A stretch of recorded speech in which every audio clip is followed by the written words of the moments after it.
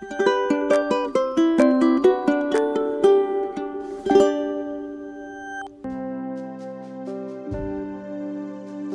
northern kingdom of Israel had turned her back on God.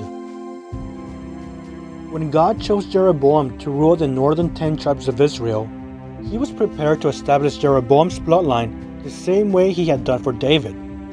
Instead, King Jeroboam set up 2 golden calves and instituted a pagan priesthood, forever cementing his legacy as the one who made Israel sin. Israel had left the one who had saved her, loved her, and made her his own. The southern kingdom of Judah wasn't far behind. So God tells a man named Hosea to marry a harlot. Hosea marries her and has children, but she leaves him and commits adultery. Then God tells him to go after her and bring her back. Hosea's marriage is symbolic of God's covenant relationship with Israel. Through Hosea, the Lord tells the story of Israel's disobedience, his discipline, and his steadfast, faithful love.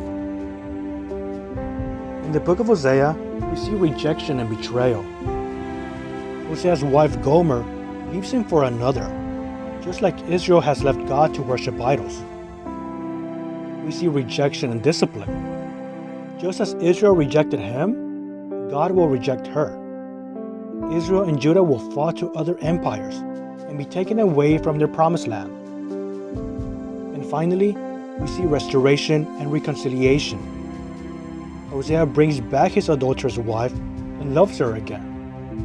In an even greater way, God will not forget his love for Israel and Judah, nor his promises to them. He will bring them back to their land. He will restore them to himself and to David their king. They will come trembling to the Lord and to his goodness in the last days. Hosea's message is harsh. Hosea's message is tender. Hosea's message is heartbreaking. It's the story of God and His faithful nation who loves everyone.